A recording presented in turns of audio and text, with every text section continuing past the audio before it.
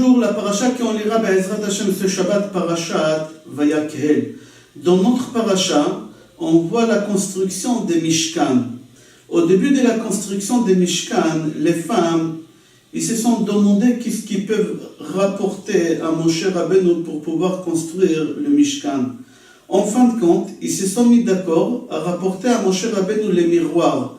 Ces fameux miroirs qu'ils ont utilisés pendant les 210 ans dans l'esclavage en Égypte pour y aller voir leur mari au travail. Ils se maquillaient, ces femmes, ils se brossaient les cheveux, ils se faisaient belles, ils partaient dans les champs où il y a leur mari et elles disaient à leur mari, regarde dans les miroirs comment je suis belle.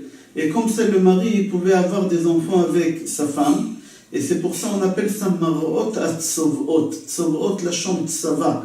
Grâce à ces miroirs-là, ces femmes, ils ont ramené dans le monde des armées des enfants juifs.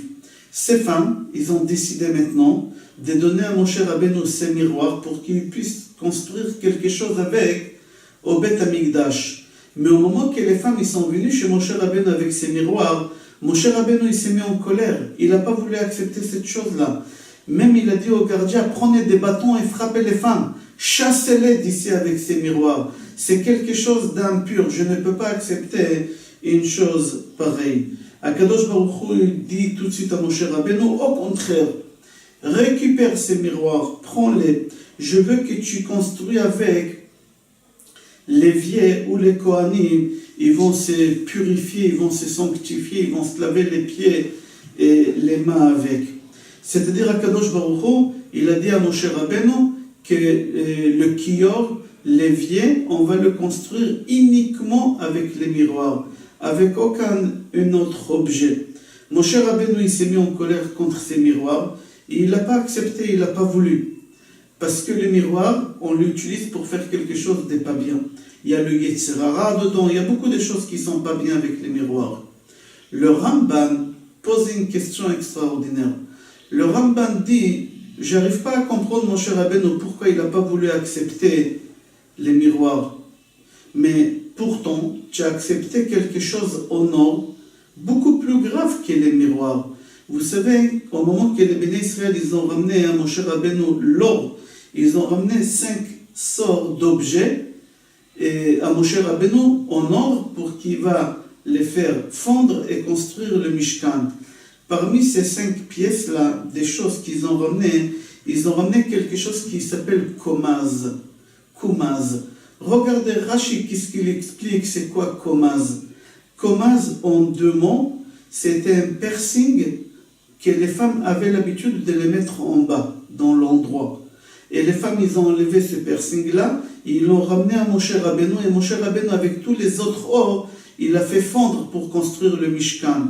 Alors le Ramban dit, Moshe Rabbeinu, les miroirs, ils t'ont dérangé, et cet objet, le Kumaz, il t'a pas dérangé, qui vient de tel endroit, il a été utilisé pour cette chose-là, ça te dérange pas? Alors le Ramban répond que la quantité des piercings que les femmes ont rapporté à Moshe, elle était minime par rapport à tous les restes d'or. Alors au moment que Moshe il a fondu, cet objet il a perdu forme. Il a été purifié par le feu. Et mis à part qu'il était battel, il était annulé, Bishishim, il était annulé par rapport à l'autre or qu'ils ont ramené. Mais les miroirs, Moshe Rabbeinu, il n'a pas accepté parce on n'a fait aucun changement, on ne les a pas transformés, on n'a fait aucune transformation avec les miroirs. Tel quel, il fallait que Moshe il les prend et qu'il construit le Mishkan. Et là, Moshe Rabbeinu, il n'a pas accepté. Et Moshe Rabbeinu, il avait une preuve de ne pas accepter. Moshe Rabbeinu, il avait une preuve. Lui, il avait une raison pour dire à Hachem, j'ai une raison pourquoi ne pas accepter. Il a dit que la preuve est, pour construire le Mishkan et pour construire le Beth Amikdash, on n'avait pas le droit d'utiliser le fer. Hachem n'aime pas le fer parce que le fer raccourcit la vie. Pour construire le Mishkan et le Beth Amikdash, on n'a pas utilisé de fer.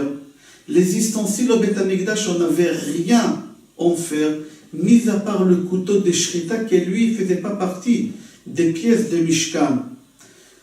Mais venez, on va revenir. Concernant le Beth Amikdash, on n'avait pas le droit de le construire avec du fer. La question qu'elle se pose, comment Shlomo HaMelech il a pu construire le Mishkan, puisque le Mishkan il était énorme, c'était comme un arrondissement entier.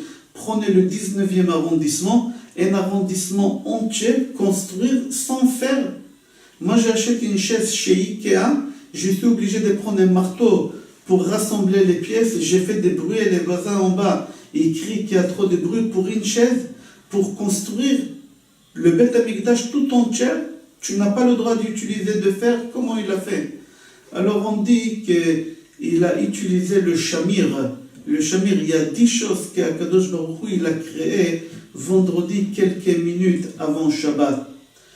Akadosh Baruch Hu, parmi les 10 choses qu'il a créées, le man, le maté, il a créé aussi le shamir, un ver de terre qui coupait toute matière. Et c'est avec ça que Shlomo HaMelech il a construit le Beth Amikdash, mais pas avec le fer, parce que Hachem n'aime pas le fer. Mis à part ça, le couteau pour faire la shrita, il faut savoir que la Brit Mila, jamais on la faisait avec couteau, jamais on la faisait avec du fer. Tout le temps dans la Torah, vous allez voir que la Brit Mila, on l'a fait avec de la pierre. C'est marqué concernant Tzipora, la femme de Moshe Rabbeinu, Vatikar Tzor Beyada. Elle a pris une pierre et elle a circoncis son fils. Jamais c'était en fer, tout le temps c'était en pierre. Depuis quand on a commencé à faire la Brit Mila avec fer, c'est au moment que David il est parti tuer Goliath. Goliath il avait une armure sur lui tout en fer.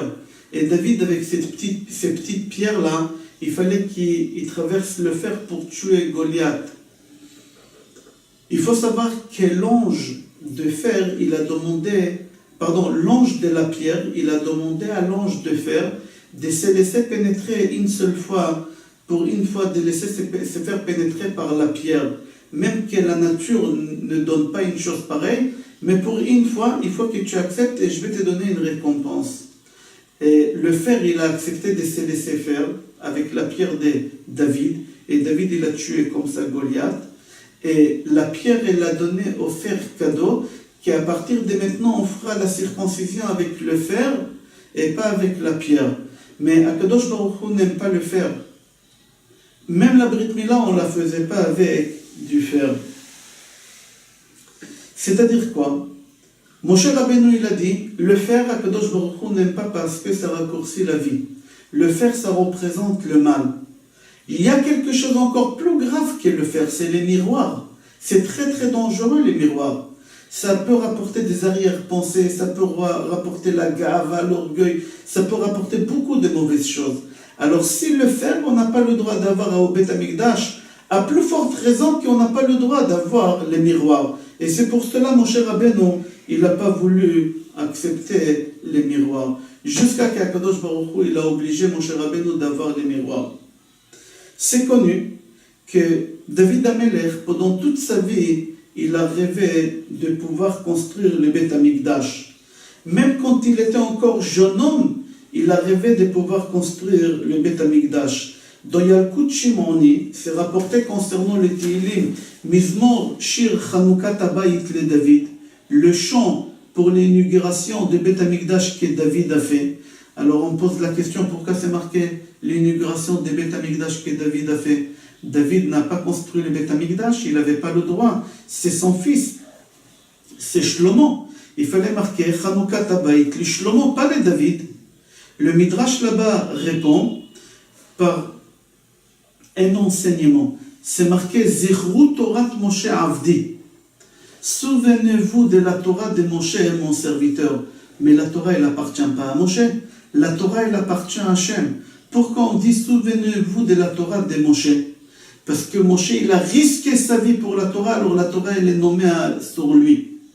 David HaMelech, il a risqué toute sa vie pour le Beth Amikdash. C'est pour ça le Beth Amikdash, il est à son nom. C'est pour ça c'est marqué Mizmor Shir Chanoukat Habayit le David.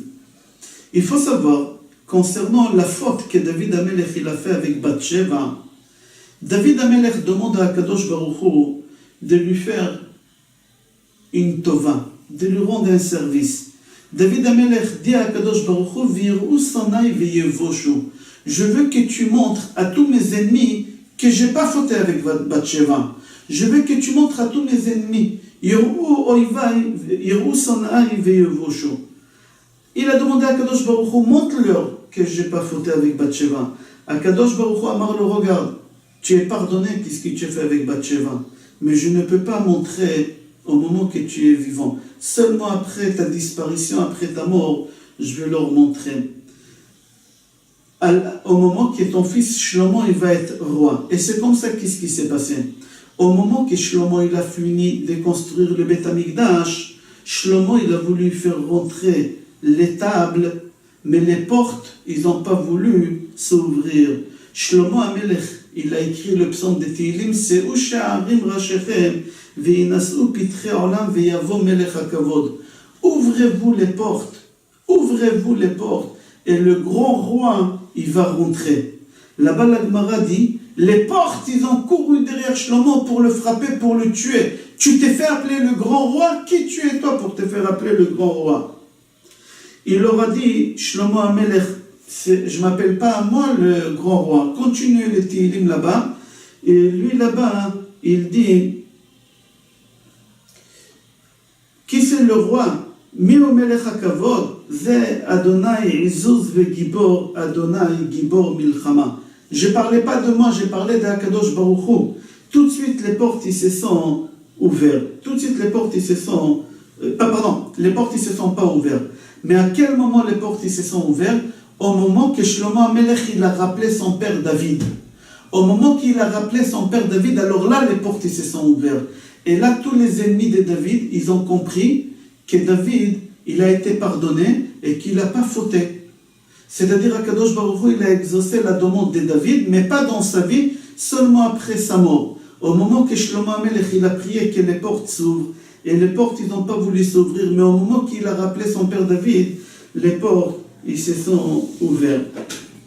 David Amelech, il a supplié à Akadosh Baruch Hu pendant des années de pouvoir construire le Beth Amikdash.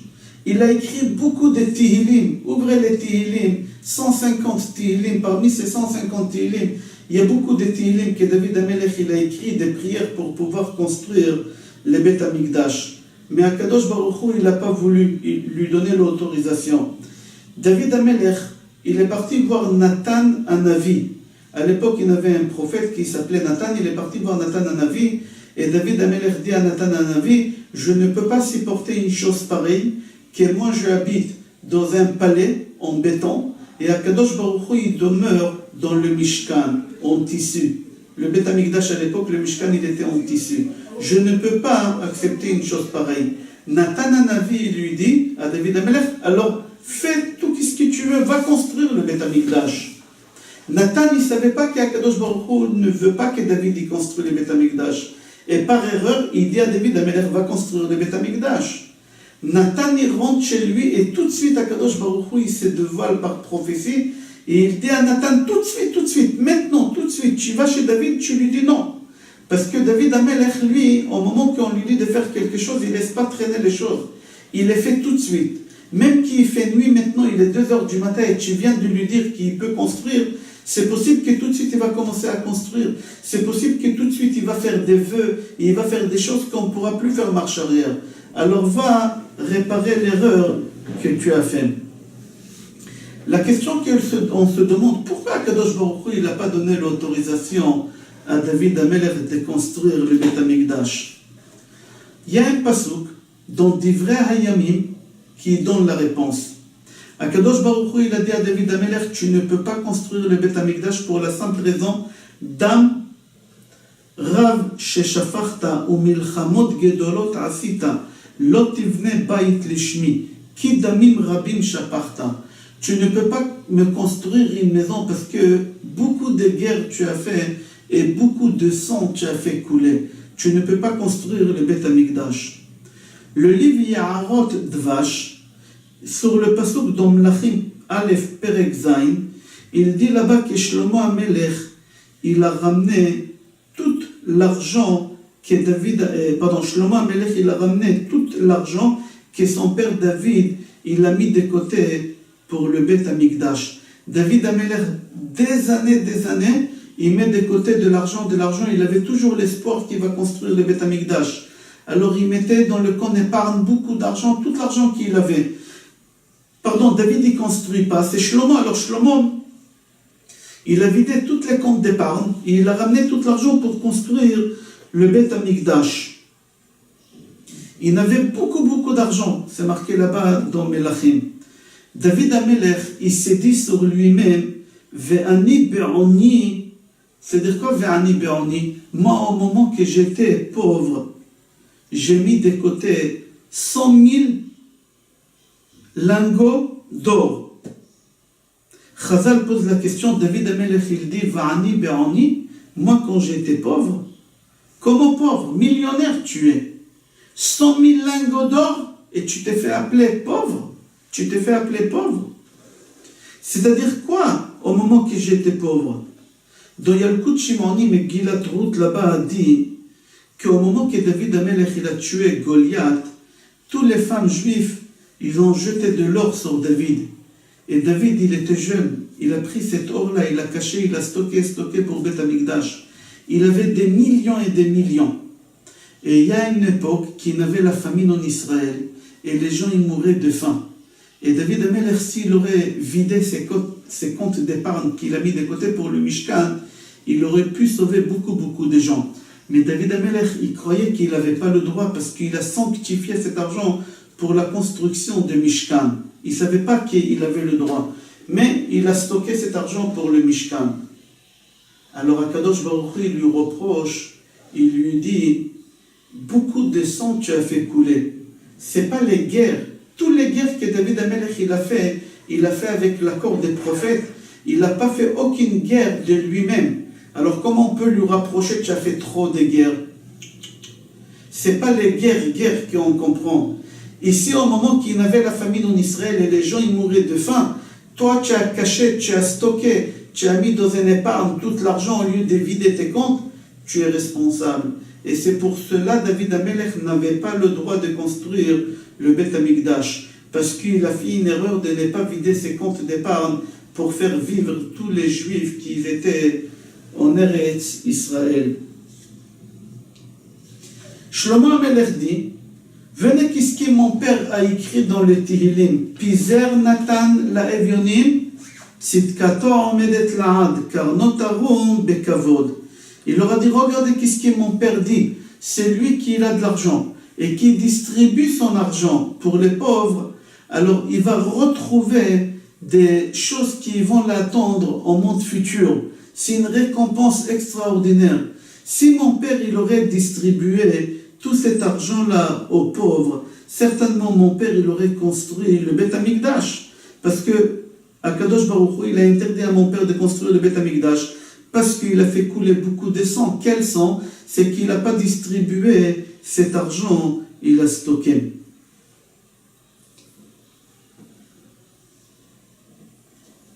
C'est-à-dire David Amelech, s'il aurait distribué l'argent, c'est lui qui aurait construit le Beth Amikdash, et les portes y seraient ouvertes contre lui, il aurait été encore vivant, et tous ses ennemis ils auraient su que David Amelech, il n'a pas fauté avec Bathsheba. Tout ça parce qu'il n'a pas distribué la tzedaka. Venons, on va revenir maintenant, on va voir comment Moshe Rabbeinu il avait raison de ne pas accepter les miroirs des femmes pour construire le Mishkan. Moshe Rabbeinu dit, si David Amelech, Akadosh Baruch Hu, il n'est pas d'accord d'accepter son argent pour construire le Beth Amikdash, au moment que Shlomo Amelech il a vidé les comptes d'épargne de son père pour construire le Beth Amikdash, Akadosh Baruch Hu il a dit à Shlomo Amelech, je ne veux pas de cet argent. Je ne veux pas de cet argent pour construire le Beth Amikdash. Il y a beaucoup de sang qui a été coulé à cause de cet argent. Il fallait que ton père le fasse sortir au moment qu'il avait la famine. Je ne veux pas. Alors Moshe Rabbeinu dit, si Akadosh Baruch Hu lui-même, il ne veut pas utiliser cet argent que David il a mis de côté, qu'il a mis en épargne pour construire le Beth Amikdash, parce qu'avec cet argent, David il a fait du mal, à plus forte raison que moi, je n'ai pas le droit d'accepter les miroirs des femmes. Que les miroirs, ça représente le mal. C'est-à-dire, Moshe Rabbeinu, il avait une raison valable de ne pas accepter. Jusqu'à qu'Akadosh Baruch Hu lui dit, non, tu prends et tu construis avec le Kior. Il y a une Gemara dans Yoma qui dit, tout celui qui doit arriver au Beth Amikdash, il doit y aller au mikvé d'abord, il doit se tromper au mikvé. Et les Kohanim, mis à part le mikvé, il fallait qu'ils se purifient avec cet évier-là, les pieds et les mains. Il faut savoir que le mikvé, ce n'était pas pour se purifier, c'était pour se sanctifier. Il y a une différence, c'est sanctifier et purifier. Vous savez, quand on prend la vaisselle et on le trempe au mikvé, les gens ils croient qu'on trempe la vaisselle au mikvé parce qu'on purifie la vaisselle. C'est faux. Les purifier de quoi? Elle est toute neuve, la vaisselle. Non, on la sanctifie. C'est-à-dire qu'on sanctifie. Avant, la vaisselle, elle appartenait à un goy parce que c'est un goy qui l'a fabriquée. Maintenant que je la trempe au mikvé, je lui change de statut. Je la sanctifie maintenant à moi, à un juif. Ça appartient plus à un goy. Les Kohanim, s'ils partaient au mikvé, c'était pas pour se purifier. Se purifier les mains et les pieds, c'était dans les kior, c'était dans l'évier. Mais se sanctifier, c'était pour le mikvé. Et pour se sanctifier, c'était dans l'évier. Akadosh Baruch Hu dit à Moshe Rabbeinu, prends ces miroirs-là. Pourquoi? Parce que les femmes, ils se sont sanctifiées avec ces miroirs-là. Les femmes, ils se sont sanctifiées avec ces miroirs. Avec ça, ils ont fait des enfants. Et pour cela, on va comprendre pourquoi le kior, il n'a pas de mesure. Tous les ustensiles de Beth Amikdash, c'est marqué dans la paracha, la taille qu'ils avaient. Tous les mesures au détail près qu'ils avaient. Mais le kior, il n'y a pas de taille. Pourquoi? Parce que les sanctifications de la matière, tu ne peux pas lui donner de mesures. Tu ne peux pas lui donner de taille. Chacun peut se sanctifier comment il ressent la chose. Comment il ressent la chose. Un résumé, mon cher Rabbeinu, il a été obligé d'accepter les miroirs. Même que d'après lui, il a déduit des plusieurs renseignements qu'on a rapportés qu'il ne faut pas accepter les miroirs. Mais Akadosh Baruch Hu, il a obligé d'accepter les miroirs parce qu'il a dit qu'avec les miroirs, les femmes ils se sont sanctifiées à leur mari. Et avec les miroirs, les Kohanim, ils vont se sanctifier pour le travail au Beth Amikdash, pour Akadosh Baruch Hu. Je vous souhaite Shabbat Shalom, Bracha ve'atzlacha et Kol Tov.